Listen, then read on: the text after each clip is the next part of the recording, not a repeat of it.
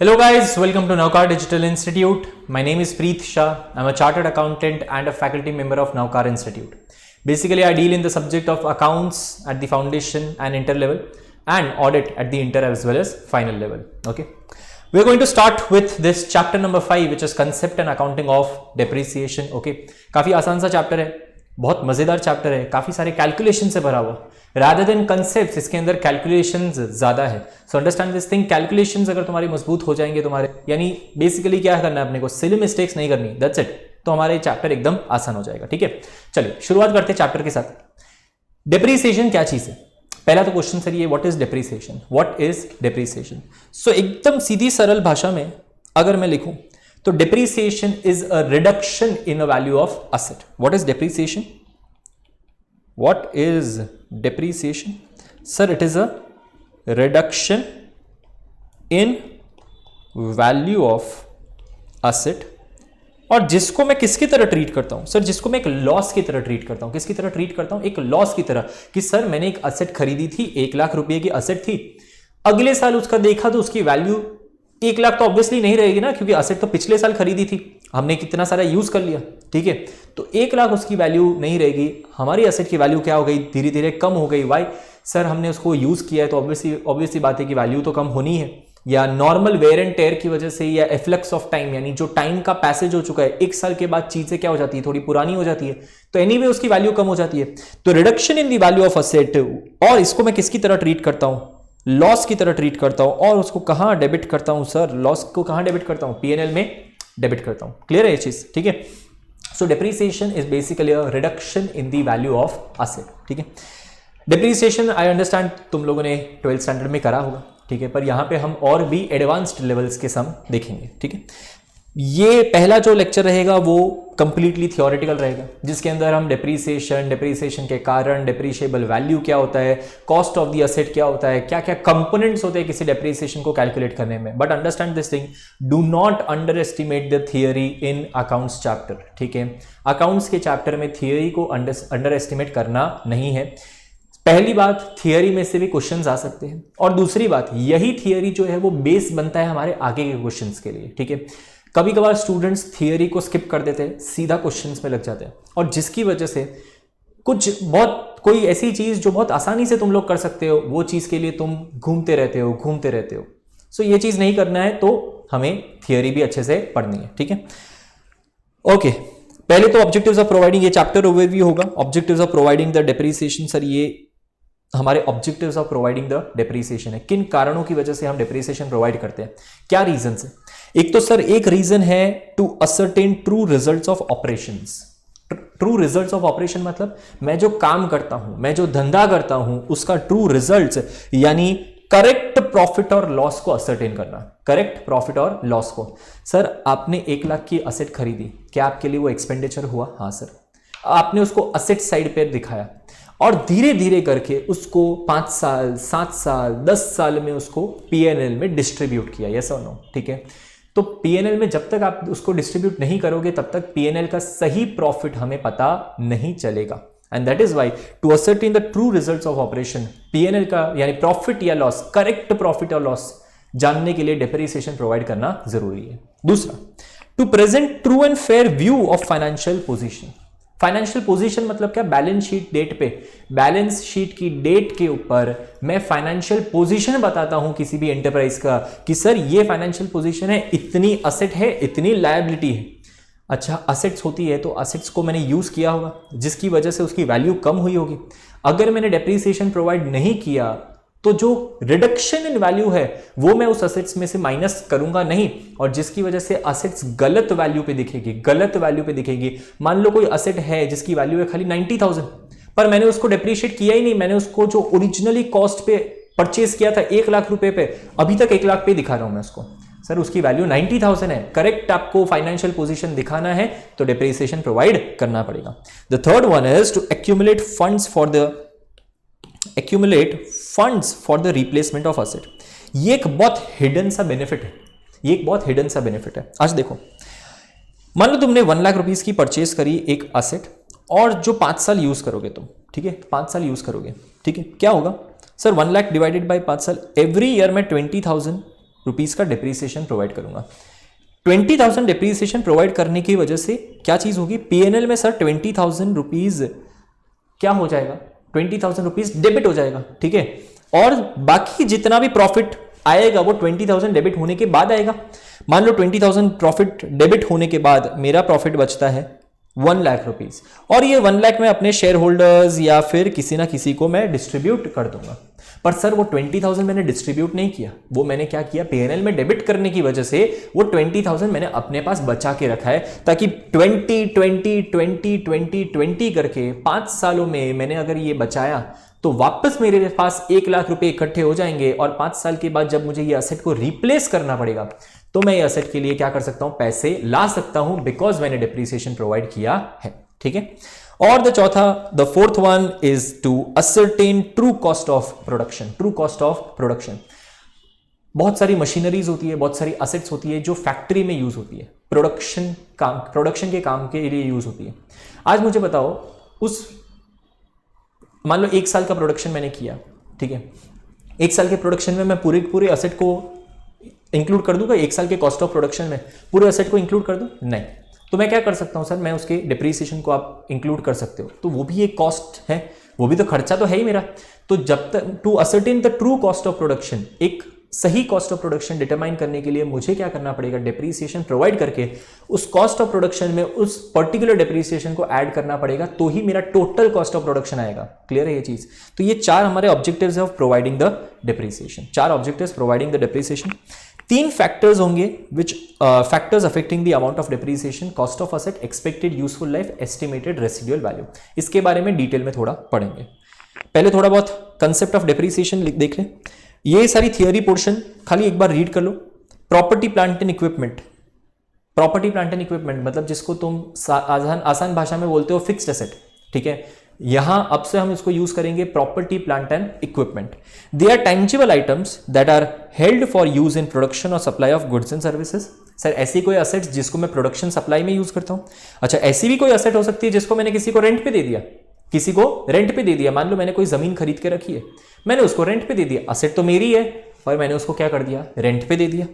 या फिर किसी एडमिनिस्ट्रेटिव पर्पसेस के लिए, मेरी एडमिन बिल्डिंग में कोई एसी लगा हुआ है, एडमिनिस्ट्रेटिव पर्पसेस एसी है मेरे पास, तो ये चीज क्या है, मेरे लिए असेट है। और मैं क्या एक्सपेक्ट करता हूं, मैं ये एक्सपेक्ट करता हूं कि मैं उसे 12 महीनों से ज्यादा यूज करूं। बोलो फिक्स्ड एसेट की डेफिनेशन में क्या चीज पड़ी थी कि सर हम फिक्स्ड एसेट को 12 महीने से ज्यादा यूज करेंगे तो ये हमारे लिए क्या बनेगा, फिक्स्ड एसेट बनेगा। क्लियर है ये चीज? That is the basic definition, ठीक है। फिक्स्ड एसेट भी बोला जाता है। अच्छा, ये फिक्स्ड एसेट किन कारणों की वजह से सर हमें डिप्रीसिएशन प्रोवाइड करता है, या मैं ऐसा कह सकता हूं कि असेट की value, what are the reasons behind the reduction in value of asset, क्यों कम हो जाता है सर, असेट की वैल्यू क्यों कम हो जाती है? सर सिंपल सी बात है, एक तो wear and tear due to its use in business. तुमने कोई व्हीकल खरीदी, पहले साल जितना अच्छे से चलती है, क्या उतनी ही अच्छे से सेकेंड ईयर चलेगी? नहीं सर, आप जितना ज्यादा उसको चलाते रहोगे, जितना ज्यादा चलाओगे, वैसे वैसे उसकी जो कैपेसिटी है, उसकी जो क्षमता है, उसकी जो वैल्यू है, वो क्या होती जाएगी, कम होती जाएगी, ठीक है। तो wear and tear due to its use in business, efflux of time even when it is not being used. मान लो यूज नहीं किया तुमने, कोई कंप्यूटर खरीदा, बिल्कुल ही यूज नहीं किया सर, एकदम पैक्ड, एकदम प्लास्टिक में रैप करके रखा हुआ है, बोलो फिर भी उसकी वैल्यू उतनी ही रहेगी जितनी तुमने खरीदी थी तब? नहीं। जैसे जैसे टाइम जाता है, एफ्लक्स ऑफ टाइम मतलब जैसे जैसे टाइम का पैसेज होता है, ठीक है, वो एफ्लक्स ऑफ टाइम के कारण भी हमारे डिप्रीसिएशन क्या हो जाता है, हमें चार्ज करना पड़ सकता है, ठीक है। Third one, obsolescence due to technological other changes. Again mobile phone, मान लो मोबाइल फोन बिल्कुल भी यूज नहीं किया या बिल्कुल वेयर एंड टेयर भी नहीं हुआ, कुछ भी नहीं हुआ, हमने जिस वक्त पहला हमने मोबाइल फोन खरीदा और हमने पैकेज खोला, वैसे ही क्या हो जाती है, उसकी वैल्यू जो होता है कम हो जाती है, ठीक है। और एनीवे, बहुत सी बार तुमने देखा होगा कि मोबाइल फोन तुमने अभी खरीदा, 3 महीने बाद वापस वो सेल पे दिख रहा है, पर तुमने खरीदा शायद 15,000 पे, अब वो बिक रहा है 12,000 पे। वाई? बिकॉज नए नए मॉडल सर आते रहते हैं, तो ये जो पुराना मॉडल हो गया उसकी वैल्यू जो होती है वो कम हो जाती है। तो ऑब्सोलेंस मतलब क्या होता है, पुराना होना। ऑब्सोलेंस मतलब पुराना होना। ऑब्सोलेंस ड्यू टू टेक्नोलॉजिकल और अदर चेंजेस, टेक्नोलॉजिकल चेंजेस के कारण पुराना हो जाना इज नोन एज ऑब्सोलेंस, ठीक है। डिक्रीज इन मार्केट वैल्यू, किसी कारण की वजह से अब उसका इतना यूसेज नहीं है, ठीक है। जैसे कैमरास थे, कोडेक के कैमरास थे, अब उसकी मार्केट वैल्यू एकदम गिर गई है। क्यों सर? अब सबके पास फोन्स होते हैं, तो कोई ज़्यादा इतना कैमरा यूज़ करता नहीं है, ठीक है। और depletion mainly in case of mines और नेचुरल रिसोर्सेज, माइंस और नेचुरल रिसोर्सेज जहाँ पे सब मिनरल्स और सब निकालने के लिए पूरी डिगिंग चलती है और सब चलती है, उनको डेप्रीशिएट नहीं बोलते, वैल्यू तो उनकी भी कम होती है पर उसको डेप्रीशिएट नहीं बोलते, उसे डिप्लीशन कहते हैं। खाली शब्द चेंज हुआ है, उसे क्या कहते हैं, डिप्लीशन कहते हैं, ठीक है। और इनटेंजिबल एसेट के लिए बोलो क्या कहते हैं, अमोर्टाइजेशन। क्या चीज कहते हैं, इनटेंजिबल एसेट के लिए अमोर्टाइजेशन, राइट। ऑल राइट, तीन इंपॉर्टेंट फैक्टर्स है डिप्रीशिएशन कंप्यूट करने के लिए, estimated useful life, cost of the asset and residual value. Cost of the asset, estimated useful life और रेसिडुअल वैल्यू।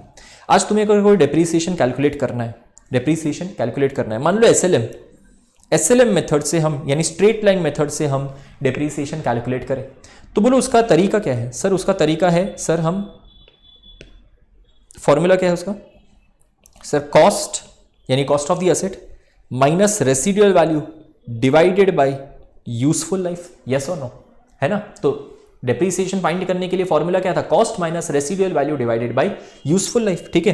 तो cost is one factor, residual value is second factor, useful life is third factor. इसी तरह से whether you are following the written down value method, whether you are following the written down value method, ठीक है, उसके लिए भी हमें क्या करना पड़ता है, यही तीन फैक्टर्स की जरूरत पड़ती है, which is cost, useful life और residual value. Whether you are following the unit of production method, ठीक है, प्रोडक्शन यूनिट मेथड हम पढ़ेंगे, नया है पर हम पढ़ेंगे, don't worry. Sum of digit method, सब चीज के बारे में पढ़ेंगे। हर एक के अंदर ये तीन डिटर्मिनेंट यूज होते हैं, बहुत important determinants, which is cost, estimated useful life और रेसिडुअल वैल्यू। सबसे पहले एक एक करके समझते हैं कि सर कॉस्ट क्या क्या चीज होती है, ठीक है। बाकी जितना भी है वो सब नॉर्मल थियरी पोर्शन है, ठीक है, नॉर्मल थियरी पोर्शन है, not with regards to our sums और एनीथिंग, ठीक है। और डेफिनेटली ये जो कंपोनेंट मेथड ऑफ अकाउंटिंग, ये सारी थियरी हम करेंगे बट टाइम आने पे, ठीक है। सबसे पहले जाते हैं सर कॉस्ट के ऊपर। यहाँ पे तीन चीज है ना, कॉस्ट, एस्टिमेटेड यूजफुल लाइफ और एस्टिमेटेड स्क्रैप वैल्यू, या इसको कहते हैं residual value, scrap value, residual value, कुछ भी हो, ठीक है। तो सबसे पहले चलो कॉस्ट पे चलते हैं। कॉस्ट क्या है सर, कॉस्ट क्या है सर, सिंपल सी बात है, कॉस्ट किसी असेट का, यानी जितना पैसा आपने उस असेट को खरीदने में लगाया उतना कॉस्ट ऑफ द असेट, ठीक है। तो कॉस्ट ऑफ द असेट के अंदर सर क्या क्या चीजें आती है, देखो यहाँ पे हमारा दिया हुआ है cost of the property plant and equipment which comprises of which things, और ये सीधा इन लोगों ने कहां से निकाला, accounting standard 10 property plant and equipment. Accounting standard 10 है हमारे लिए, आईसीएआई ने जो इशू किया है accounting standard 10 property plant and equipment में, उसी में से है कि cost of property plant and equipment it comprises of first it's purchase price, जितने में आपने उस सप्लायर से खरीदा है, असेट खरीदा है, that is known as the purchase price, including non refundable import duties. कोई कस्टम ड्यूटी है जिसका रिफंड नहीं मिलता मुझे, जिसका रिफंड नहीं मिले या जिसका क्रेडिट ना मिले, कोई टैक्सेस ऐड करनी है। इन शॉर्ट खाली इतना समझो अभी के लिए कि परचेज प्राइस पे कोई टैक्सेस ऐड कर रहे हैं, तो टैक्सेस ऐड करके, पर उस परचेज में से कोई ट्रेड डिस्काउंट या रिबेट्स मतलब एक तरह का डिस्काउंट ही होता है, ठीक है। तो ट्रेड डिस्काउंट या रिबेट मिलता है तो उस ट्रेड डिस्काउंट और रिबेट को भी क्या करना पड़ेगा, डिडक्ट करना पड़ेगा। तो ये पहला आ गया कॉस्ट ऑफ द परचेज, यानी इसे कहता हूं मैं बोलता हूं परचेज कॉस्ट, ठीक है, कॉस्ट ऑफ परचेज या परचेज कॉस्ट। फिर बी पॉइंट है any cost directly attributable to bring the asset to the location and condition necessary for it to be capable of operating in a manner intended by the enterprise। Sir क्या मतलब हो गया इसका, क्या मतलब हो गया, इसका मतलब है कि ऐसा कोई भी कॉस्ट, आज फिक्स्ड एसेट है, मैंने खरीद दिया, मैंने सप्लायर को फोन किया, सप्लायर मुझे 10 लाख की मशीनरी चाहिए, सप्लायर ने बोला ओके, बोलो खत्म, कॉस्ट खत्म, मेरे को और कोई खर्चा नहीं करना पड़ेगा असेट खरीदने के लिए, कोई खर्चा नहीं करना पड़ेगा, सर उस असेट तो सप्लायर के पास है, असेट किसके पास है, सप्लायर के पास है। अब वो असेट को सप्लायर के गोडाउन से मेरे गोडाउन तक लाने के लिए ट्रांसपोर्टेशन का खर्चा तो करना पड़ेगा ना, यस और नो।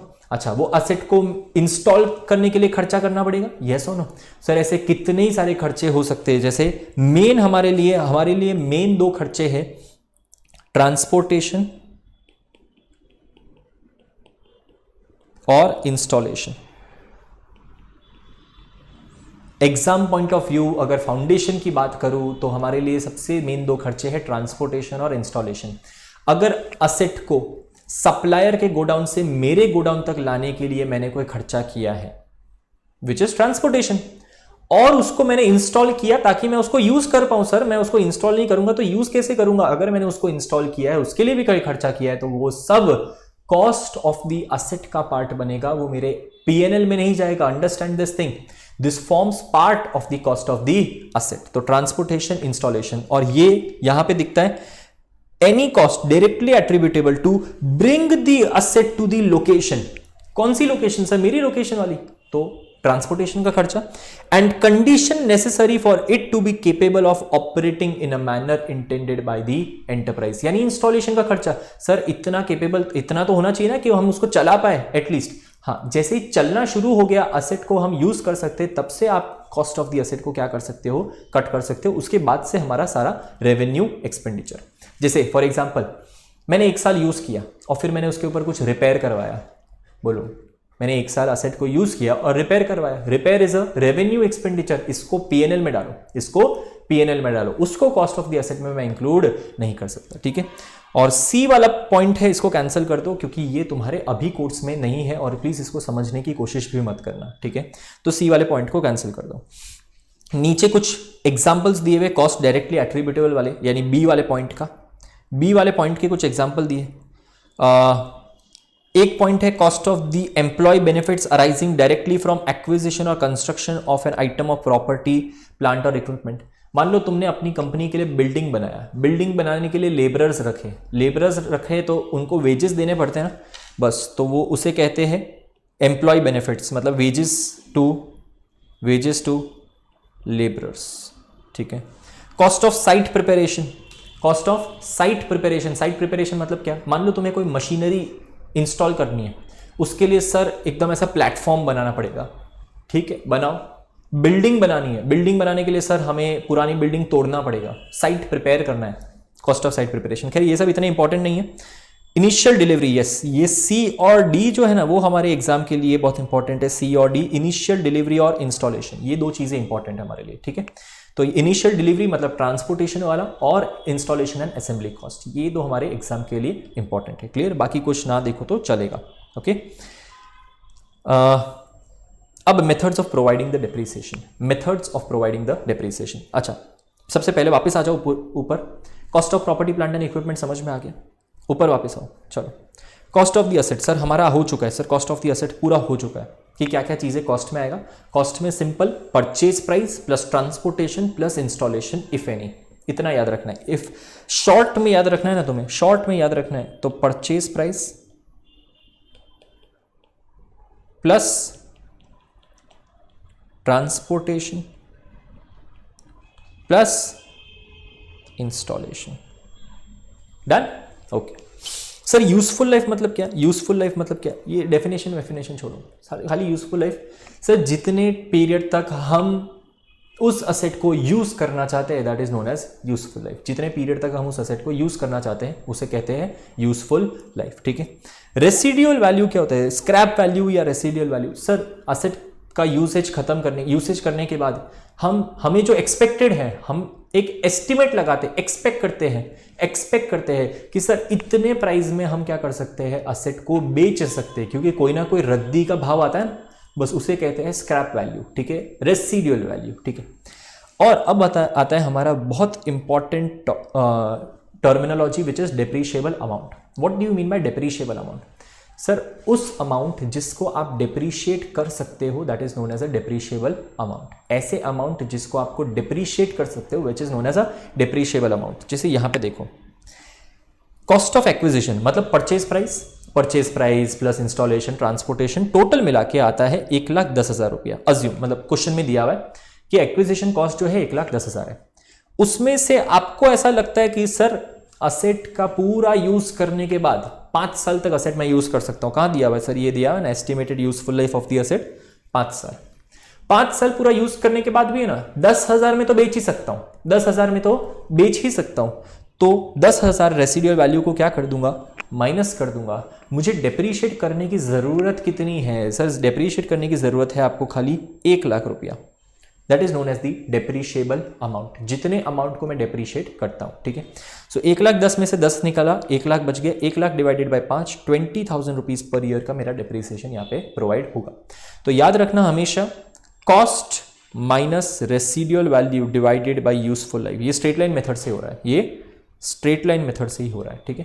पर in any of the case कोई भी मेथड हम देखेंगे ना, हर एक के अंदर कॉस्ट में से रेसिडुअल वैल्यू माइनस होता ही है, and which is called depreciable amount. तो डेप्रीशिएबल अमाउंट इन शॉर्ट अगर हम कहें तो cost minus residual value.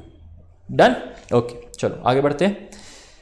Methods of depreciation में हमारे AS 10 के अंदर दिए हुए हैं 3 method, straight line method, diminishing balance method और unit of production method.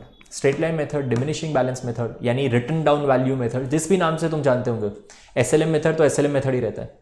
Diminishing balance method या तुम उसको शायद जानते होंगे WDV मेथड, ठीक है, रिटन डाउन वैल्यू मेथड, वही चीज़ है डिमिनिशिंग बैलेंस मेथड, और इवन रिड्यूसिंग बैलेंस मेथड, ऐसे बहुत सारे नाम है इसके, और एक यूनिट ऑफ प्रोडक्शन मेथड, ठीक है। सारी चीज़ें हम बिल्कुल सीखेंगे यहाँ पे, उन चीज़ों के बारे में इतना थियोरी देखने की ज़रूरत नहीं है। एक चीज़ तो मैं ऑलरेडी बता चुका हूँ, स्ट्रेट लाइन डेप्रीसिएशन का फॉर्मूला क्या है sir, cost minus scrap value divided bye useful life, cost minus scrap value divided bye useful life, इसका फॉर्मूला है।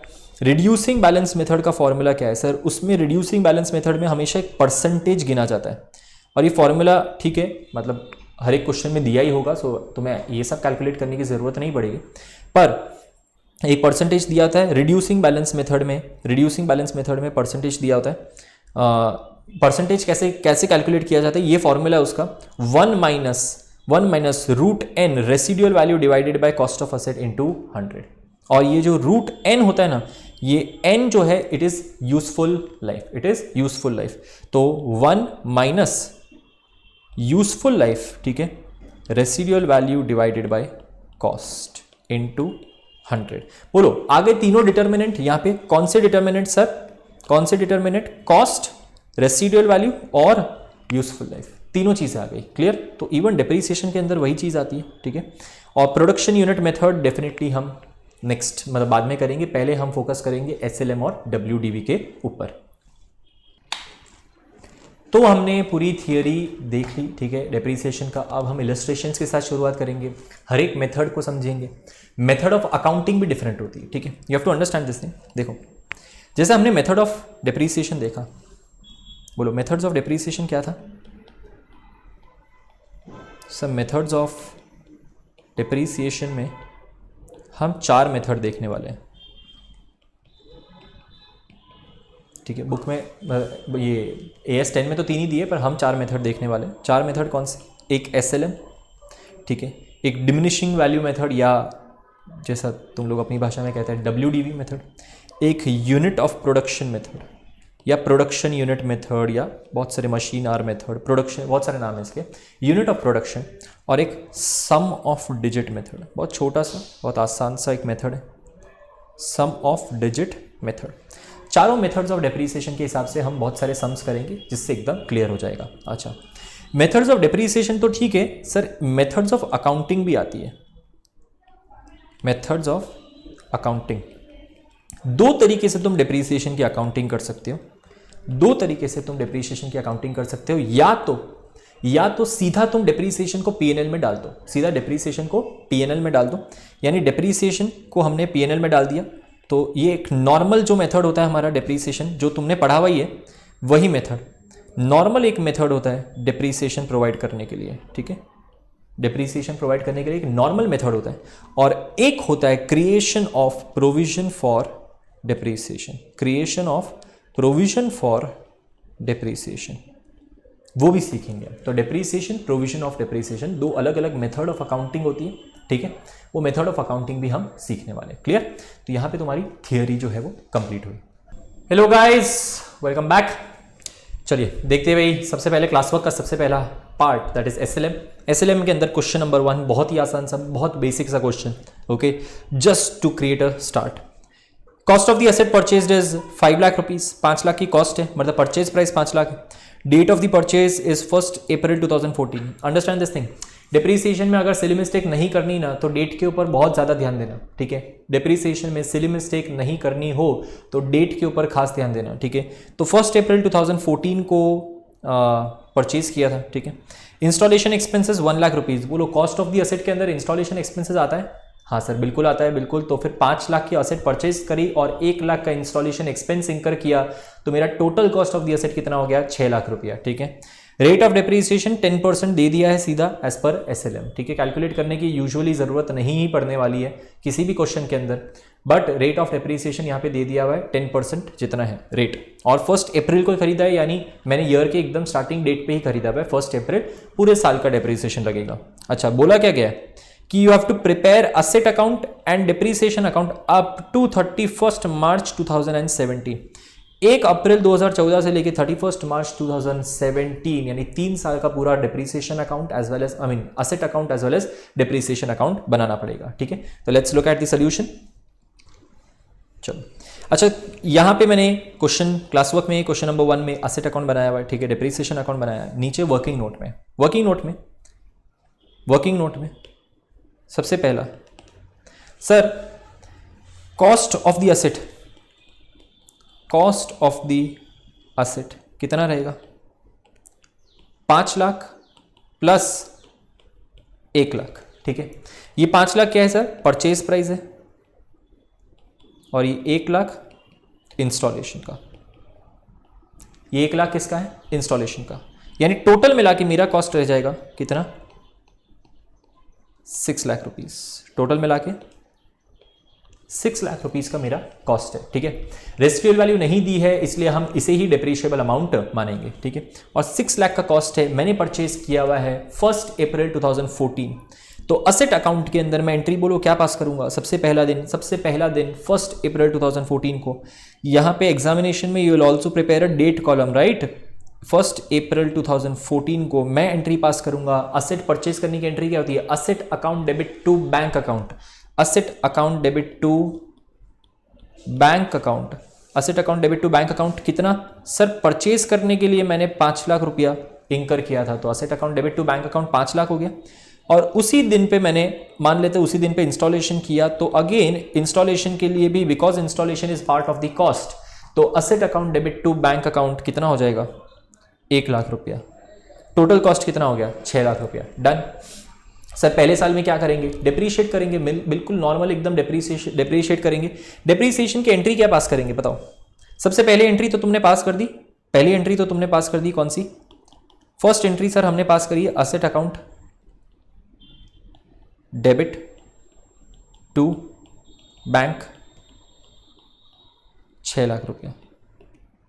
5 लाख और 1 लाख करके अलग अलग भी दिखा सकते हो, एक साथ 6 लाख भी दिखाना हो तो दिखा सकते हो, कोई तकलीफ नहीं है, ठीक है। अब नॉर्मल डिप्रीसिएशन की एंट्री क्या आती है? Sir depreciation is an expense, वो मेरा खर्चा है डिप्रीसिएशन, तो डिप्रीसिएशन अकाउंट क्या हो जाता है? डेबिट हो जाता है। डिप्रीसिएशन अकाउंट डेबिट हो जाता है। और सर वो डिप्रीसिएशन है क्या? Sir it's a reduction in the value of asset, तो मैं असेट की वैल्यू को क्या करूंगा? कम करूंगा। असेट हमेशा क्या होता है? नॉर्मली डेबिट होता है, कम करने के लिए क्या करूंगा? क्रेडिट करूंगा। तो sir depreciation account debit to asset account, ये मेरी नॉर्मल एंट्री होती है डिप्रीसिएशन की। कितनी एंट्री आएगी सर? सबसे पहले साल के अंदर 2014-15। सर 2014-15 में मैंने क्या किया? सर 10% है, 10% है सर, तो 6 लाख का 10% कितना? 60,000 रुपीज का मेरे को क्या करना पड़ेगा? डिप्रीसिएशन प्रोवाइड करना पड़ेगा, ठीक है। 60,000 rupees in the first year, that is 2014-15, starting from 1 April 2014 to 31 March 2015। 6 lakh का टोटल कॉस्ट है, उस पर 10% यानी 60,000 रुपीज का मेरे को डिप्रीसिएशन प्रोवाइड करना पड़ेगा। बोलो 60,000 का डिप्रीसिएशन मैंने यहाँ पे क्या कर दिया? प्रोवाइड कर दिया। डन। सर सेकेंड ईयर का भी गिन ही लेते हैं ना, चलो ठीक है गिन लेते हैं। 3 साल का गिनना है ना, चलो गिन लेते हैं। 2015-16 नेक्स्ट ईयर, अगेन रेट कितना है सर? रेट तो उतना ही है। बोलो किस पे करूं सर? 6 लाख पे आपने 10% किया पहले साल पे, 60,000 हो गया, 60,000 का हमारा डेप्रिसिएशन आ गया। अब एसएलएम मेथड में समझो स्ट्रेट लाइन मेथड है, स्ट्रेट लाइन मेथड मतलब equal amount of depreciation charge होगा हमारा every year, every single year हमारा कितना डेप्रिसिएशन चार्ज होगा, इक्वल अमाउंट, और वो भी किस पे, जो ओरिजिनल कॉस्ट है उसी के ऊपर परसेंटेज कैलकुलेट किया जाएगा। वेरी इंपॉर्टेंट पॉइंट यहां पे समझना, स्ट्रेट लाइन मेथड में हमेशा ओरिजिनल कॉस्ट के ऊपर परसेंटेज गिना जाता है, बाकी कुछ देखना नहीं है। मेरा ओरिजिनल कॉस्ट कितना है, 6 लाख रुपया ना, बस, तो 6 लाख रुपये के ऊपर अगेन 10% कितना हो जाएगा, 60,000 रुपीज, डन। और 2016-17 पे भी अगेन कितना परसेंटेज है सर, 10%।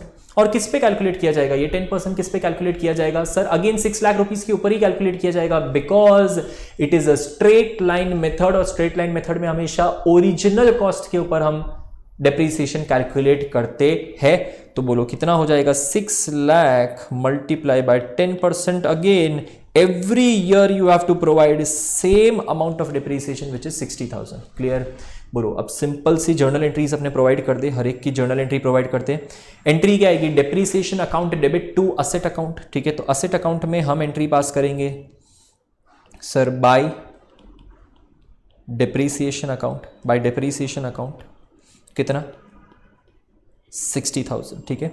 और by balance carried down, 6 lakh में से 60,000 निकाल दिया, कितना बच गया sir, 5,40,000।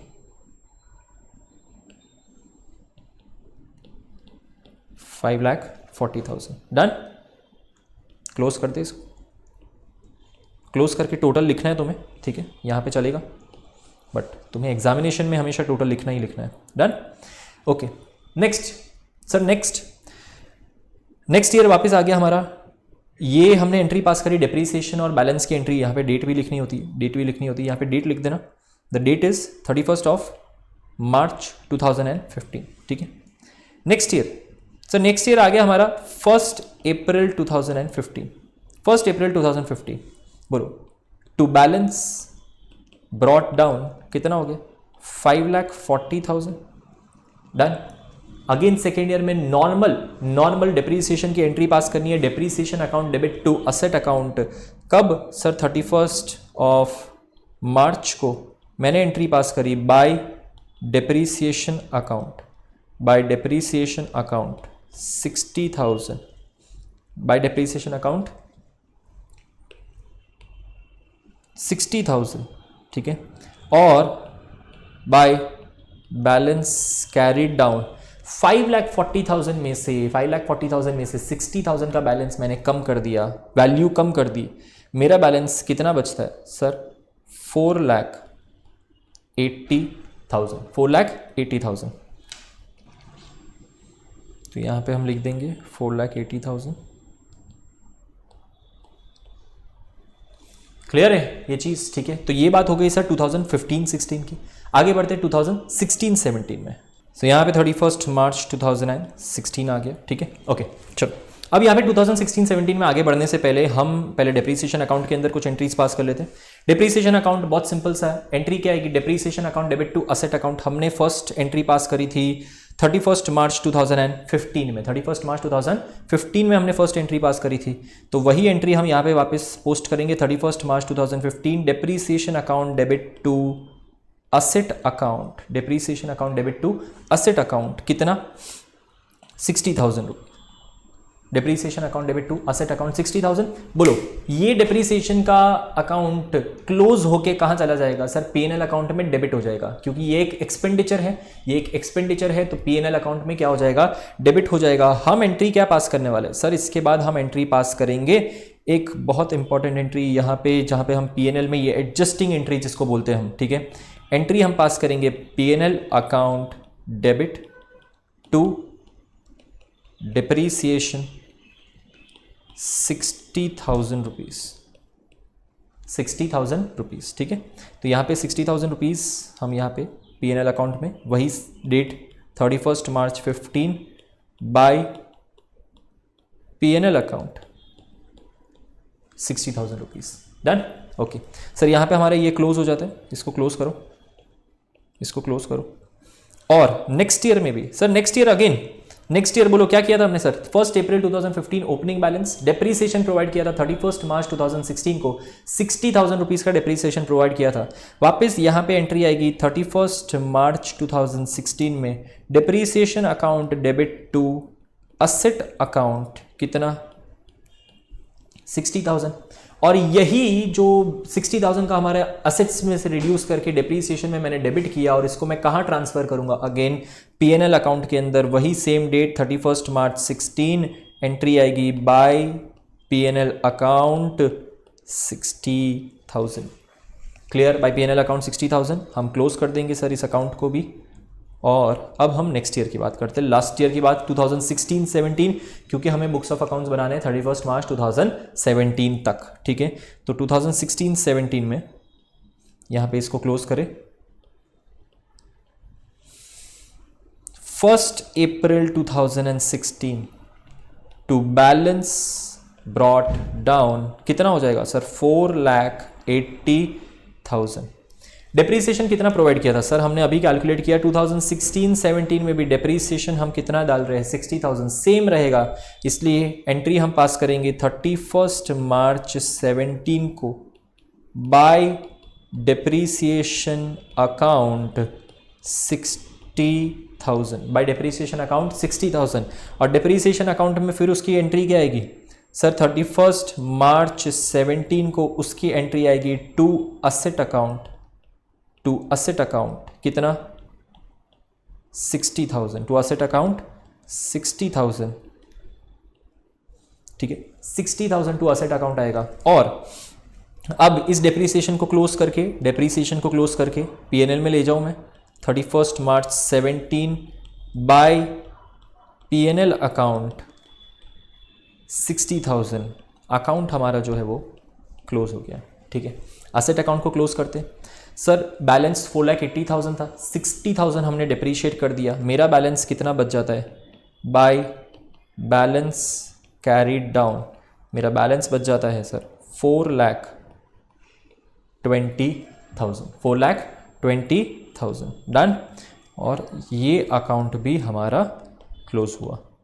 Clear? So this is question number 1। बहुत आसान सा क्वेश्चन है, सिर्फ इतना ध्यान रखना है कि एसएलएम जो है उसमें अमाउंट ऑफ डिप्रीसिएशन जो है वो हर साल, अमाउंट ऑफ डिप्रीसिएशन नहीं, अमाउंट ऑफ डिप्रीसिएशन हमेशा हर साल हम ओरिजिनल कॉस्ट पे ही कैलकुलेट करेंगे। एवरी ईयर ओरिजिनल कॉस्ट पे ही कैलकुलेट किया जाएगा। तो ऑब्वियसली बात है, अगर पूरा साल होता है, प्रोवाइडेड कंप्लीट ईयर हो, तो हमारा डिप्रीसिएशन का अमाउंट एवरी ईयर सेम रहेगा। ठीक है,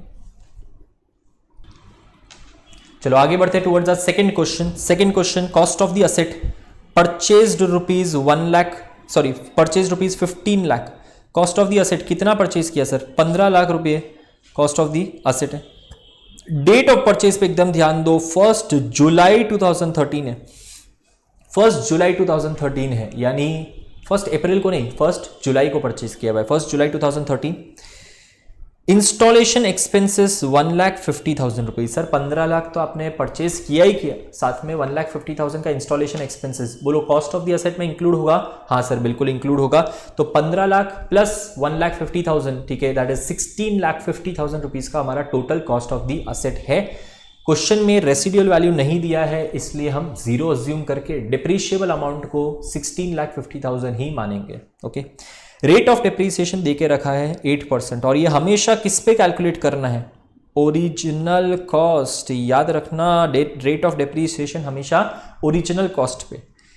अच्छा, खाली इतना ही नहीं, अब हम यहाँ पे क्वेश्चन नंबर 2 पे एक लेवल ऊंचा है, ये डेट ऑफ सेल भी देके रखा है 1 जनवरी 2016। मैंने 1 जनवरी 2016 को असेट को बेच दिया, और कितने में बेचा सर? 6,50,000 में बेचा, 6,50,000 में।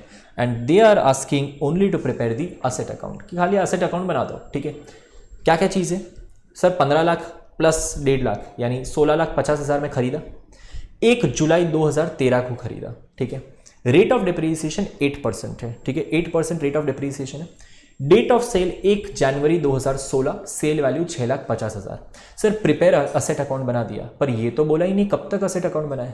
ऐसे किसी भी क्वेश्चन में जहाँ पे ये ना दिया हो कि एसेट अकाउंट कहाँ तक बनाना है, ठीक है, ऐसे क्वेश्चन में starting cost of the asset जहाँ से परचेज किया और वहाँ से लेके एंड जहाँ तक दिया हुआ है, जो क्वेश्चन में जितने साल दिए हुए, जैसे यहाँ पे डेट ऑफ सेल दिया है 1 जनवरी 2016, तो you will prepare accounts till 2015-16 पूरा तक बनाओगे, ठीक है, यानी 2013-14, 2015-16 तक पूरा हमें बुक्स ऑफ अकाउंट्स अपने बनाने हैं, ठीक है। चलो आंसर देखें। ऑलराइट, चलो क्लास वर्क क्वेश्चन नंबर 2 में हमने एसेट अकाउंट बनाया। वर्किंग नोट में सबसे पहले what is the cost of the asset? The cost of asset is 15 lakh plus 1,50,000 that equals to rupees 16,50,000। Correct है, ये कॉस्ट ऑफ द एसेट हो गया कितना? 16,50,000 रुपया, ठीक है। अब इसके ऊपर डिप्रीसिएशन कितना प्रोवाइड करना है सर? डिप्रीसिएशन कितना प्रोवाइड करना है तो ये देखते हैं। सबसे पहले गिनती करेंगे। सबसे पहले फर्स्ट ईयर दैट इज 2013-14 हमने परचेज किया 2013-14। यहाँ कैलकुलेशन करेंगे सबसे फर्स्ट ईयर 2013-14, फिर एंट्री करेंगे, फिर आगे आएंगे सेकेंड ईयर के अंदर। 2013-14 में 1 जुलाई 2013 में मैंने परचेज किया इसको, तो डिप्रीसिएशन ऑब्वियसली बात है कि कहाँ से शुरू होगा? 1 जुलाई 2013, और वहाँ से लेके कब तक सर? साल खत्म होने तक, दैट इज 31 मार्च 2014। बोलो कितने महीने हो गए? 1 जुलाई 2013 से लेके 31 मार्च 2014 तक कितने महीने हुए? 9 मंथ्स हो गए, ठीक है। तो 9 मंथ्स हो गए, तो ऑब्वियसली बात है कि सर अगर हमने असेट परचेज किया है 1 जुलाई 2013 और 31 मार्च तक डिप्रीशिएट करना है, तो हमें उसके ऊपर कितना लगाना चाहिए? सिर्फ 9 मंथ्स का डिप्रीसिएशन लगाना चाहिए। So in the year of 2013-14 my depreciation amount will be 16,50,000 multiply by 8%, because my rate of depreciation is 8%, multiply by 9/12। बताइए कितना हुआ? 99,000 रुपीज़। तो हमने पहले कैलकुलेशन कर दिया कि सर हमने 2013-14 में एक असेट परचेज किया विच इज 16,50,000। वो 16,50,000 का असेट हमने 1 जुलाई 2013 को परचेज किया, जिसकी वजह से उसके ऊपर खाली 9 मंथ्स का डिप्रीसिएशन लगेगा। तो 16,50,000 which is the original cost multiply by 8% multiply by 9/12 is equal to 99,000। चलिए एंट्री करें असेट अकाउंट के अंदर, सिर्फ असेट अकाउंट ही बनाना है। एंट्री करते हैं असेट अकाउंट के अंदर। सबसे पहली एंट्री आएगी सर 1 जुलाई 2013, जिस वक्त मैंने परचेज किया। तो एंट्री आएगी to asset account debit to bank account which is 15 lakh rupees, और asset account debit to bank account which is 1,50,000। साथ में लिखना है, साथ में लिख सकते हो, अलग अलग भी कर सकते हो, ठीक है। तो अलग अलग करोगे तो प्रेजेंटेशन ICI मॉड्यूल के मुताबिक होगा तो अच्छा रहेगा। 15 लाख प्लस 1,50,000, टोटल 16,50,000 का 1 जुलाई 2013 को। ईयर एंड सर हमारा हुआ 31 मार्च 2014 को, जहां मैंने डिप्रीसिएशन प्रोवाइड किया बाय डिप्रीसिएशन अकाउंट। कितना डिप्रीसिएशन प्रोवाइड किया? 99,000 रुपीज़ का। कितना डिप्रीसिएशन प्रोवाइड किया? 99,000 रुपीज़ का, ठीक है। और अब मैं इसको क्लोज करके कैरी फॉरवर्ड करता हूँ by balance carry down. By balance carry down 16,50,000 में से 99,000 हमारा कम हो जाएगा। इसका मतलब मेरा बैलेंस जो है वो बचेगा 15,51,000। 15,51,000 का मेरा क्या रहेगा? बैलेंस बचेगा। क्लियर? ओके, तो यहां पे हमारा ये साल कंप्लीट हुआ।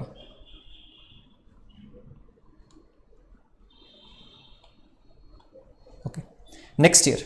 सो नेक्स्ट ईयर की शुरुआत होगी 1 अप्रैल 2014 में। 1 April 2014 to balance brought down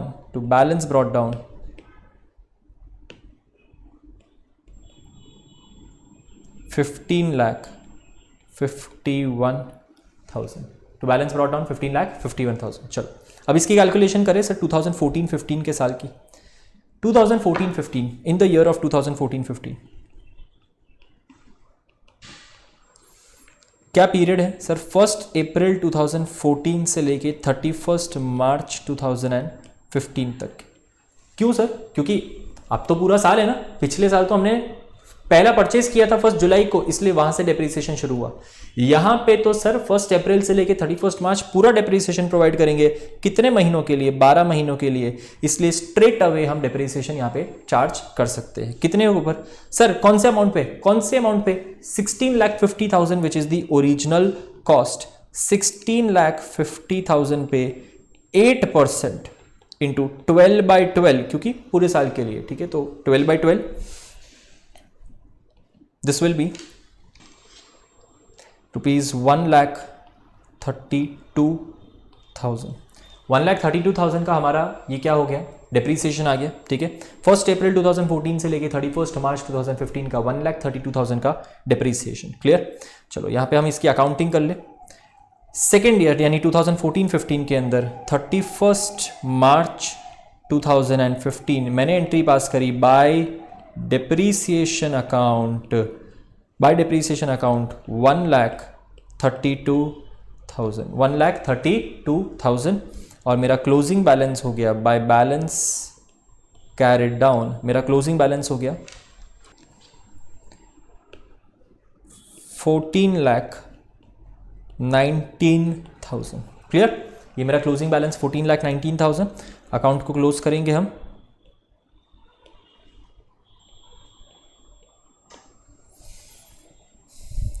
last year which is 1 April 2015। 1 April 2015 क्यों सर? 1 जनवरी 2016 को तो हमने असेट ही बेच दिया, यानी ये हमारा लास्ट ईयर हुआ ना।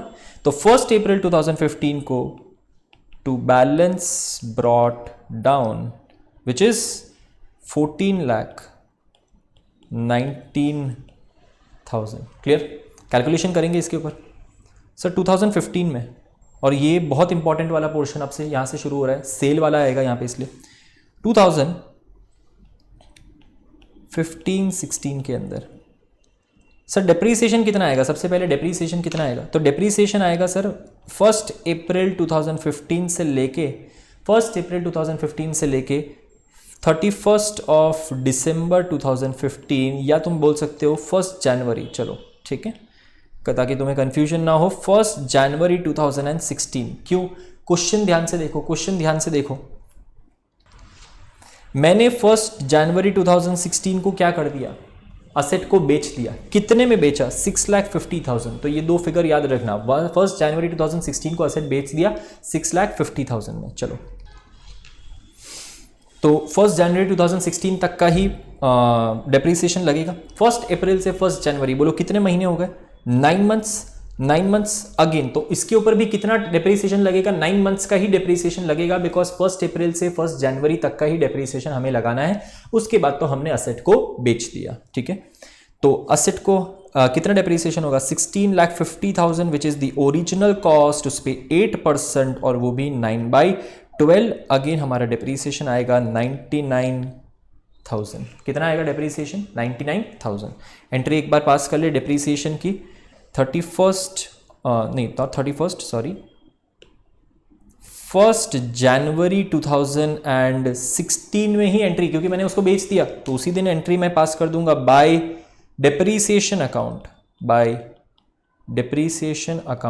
99,000।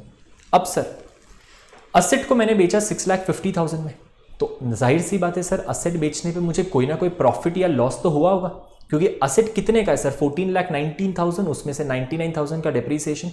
6,50,000 में मैंने उसको बेच दिया, यानी कहीं ना कहीं तो मुझे लॉस हुआ होगा। अब कैलकुलेट करते हैं loss on the sale of asset. तो समझो loss on the sale of asset कैसे कैलकुलेट करते हैं? प्रॉफिट या loss on sale of asset, कोई भी प्रॉफिट और loss on sale of asset, इसका फॉर्मूला है, प्रॉफिट और loss on sale of asset का फॉर्मूला है sale value minus book value, sale value minus book value. और बुक वैल्यू का मतलब क्या है, समझ लो यहां पे बुक वैल्यू का मतलब क्या है। बुक वैल्यू का मतलब है opening balance minus depreciation till date. Understand this thing. Book value मतलब जो ओपनिंग बैलेंस है उसमें से आज दिन तक, जिस दिन तक सेल किया, depreciation till date of sale, उस दिन तक मेरा कितना डेप्रीसिएशन है। ठीक है, तो बोलो यहां पे हम कैसे कैलकुलेट करेंगे, that is known as either profit और लॉस। ठीक है, प्रॉफिट पॉजिटिव हुआ तो प्रॉफिट, नेगेटिव हुआ तो लॉस। ठीक है, ओके। तो यहां पे हम कैलकुलेट करते कितना है सर, सेल वैल्यू इज 6,50,000। ठीक है, और इसमें से book value is sir 14,19,000 is the opening balance. Yes और नो, ये देखो यहां पे 14,19,000 ओपनिंग बैलेंस है। इसमें से टिल डेट डेप्रीसिएशन मैंने कितना प्रोवाइड कर दिया, 99,000। तो 14,19,000 माइनस 99,000,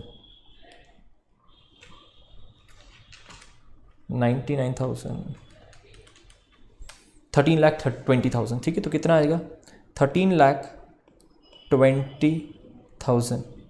ये माइनस करूंगा मैं, मेरा नेगेटिव में ही डेफिनेटली आंसर आएगा बिकॉज मुझे लॉस हुआ है। So loss on sale of asset is 6,70,000। ये है मेरा लॉस। एसेट बेचने पे मुझे लॉस हुआ है कितना, 6,70,000। सर इसकी एंट्री क्या होगी, एंट्री समझो, असेट को बेचने की एंट्री क्या आएगी। सर असेट हमने बेचा तो हमें 6,50,000 का पैसा, कितना पैसा मिला, 6,50,000 रुपीज, राइट। तो असेट बेचा तो हमें 6,50,000 रुपीज मिले, इसलिए मैं एंट्री पास करूंगा, बैंक अकाउंट डेबिट 6,50,000। ठीक है, 6,50,000। असेट अकाउंट में उसका बैलेंस कितना था, उसकी बुक वैल्यू कितनी थी, असेट अकाउंट की बुक वैल्यू कितनी थी। सर असेट अकाउंट की बुक वैल्यू थी 2 असेट अकाउंट, यहाँ पे 2 असेट अकाउंट, असेट अकाउंट की बुक वैल्यू थी 13,20,000। असेट की बुक वैल्यू थी 13,20,000। मुझे लॉस कितना हो गया, पीएनएल अकाउंट, बोलो लॉस में क्या होता है, पीएनएल अकाउंट डेबिट होता है ना। मुझे लॉस कितना हो गया, 6,70,000। तो मेरी एंट्री ये पूरी है, bank account debit 6,50,000, PNL account debit. Why, because this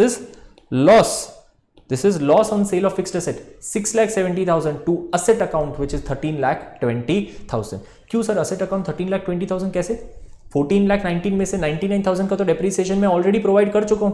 बचता कितना है उस अकाउंट के अंदर, 13,20,000, उसमें से उसको मैंने 6,50,000 में बेच दिया और 6,70,000 मेरा पीएनएल हो गया। ठीक है, तो चलो इसकी एंट्री पास करते हैं।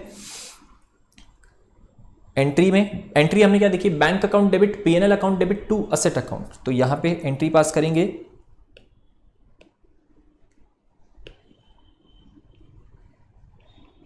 बाय बैंक अकाउंट कितने में बेचा, 6,50,000, बाय पीएनएल अकाउंट।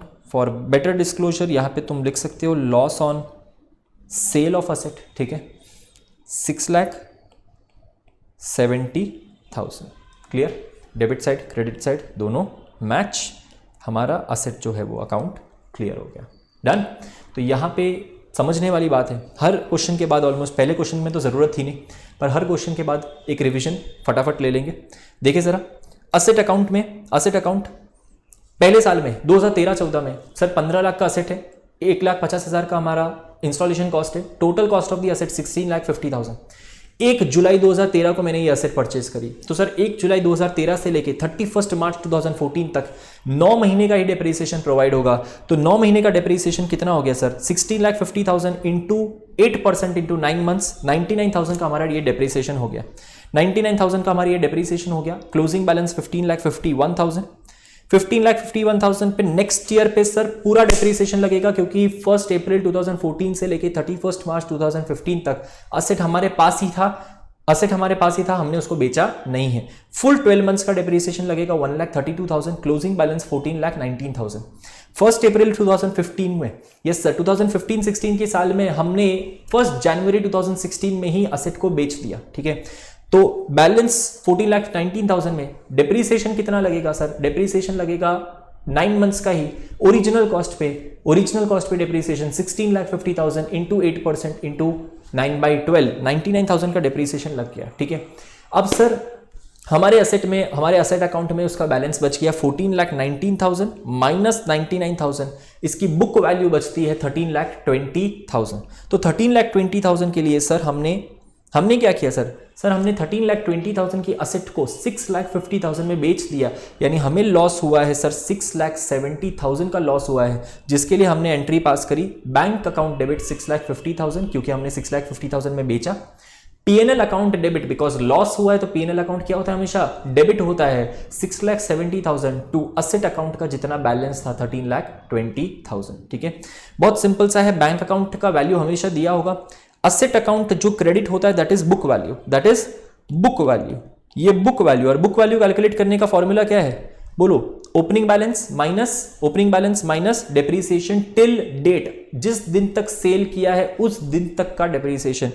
हमारा बुक वैल्यू आ जाएगा 13,20,000, 6,50,000 में बेच दिया, जो भी बैलेंसिंग फिगर बचेगा that is 6,70,000, that is the PNL. या तो डेबिट साइड हुआ तो लॉस, क्रेडिट हुआ तो प्रॉफिट। क्लियर? तो यहां पे हमारा ये सेकंड क्वेश्चन कंप्लीट हुआ।